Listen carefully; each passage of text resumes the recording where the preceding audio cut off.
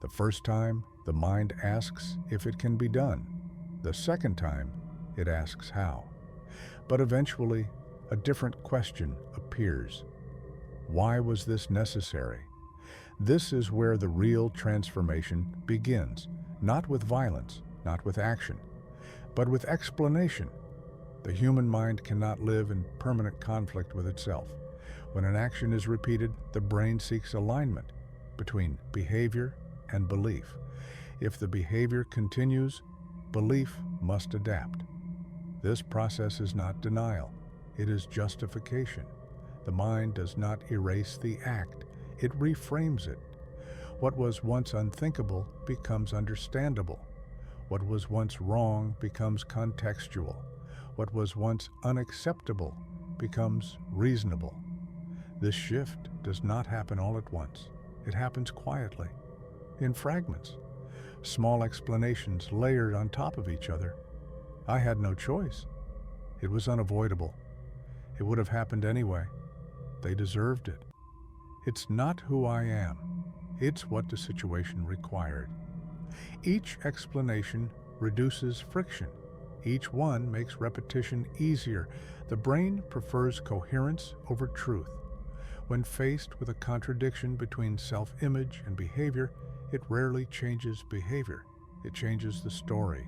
This is known as rationalization, not a lie to others. A story told inward. Over time, these explanations stop feeling defensive. They start feeling factual. The mind no longer asks if the action was right or wrong. It asks if it was efficient, if it was justified, if it made sense. Moral reasoning becomes selective. Empathy narrows. Attention shifts away from impact and toward intention. What matters is no longer what happened. What matters is why it was done. And the mind is very good at finding reasons, especially after repetition. Repetition creates familiarity. Familiarity creates comfort, and comfort demands consistency. Once an act is justified once, it becomes easier to justify again. The explanation becomes automatic. The discomfort disappears faster. Eventually, the explanation comes before the doubt. This is not madness. This is a cognitive survival mechanism.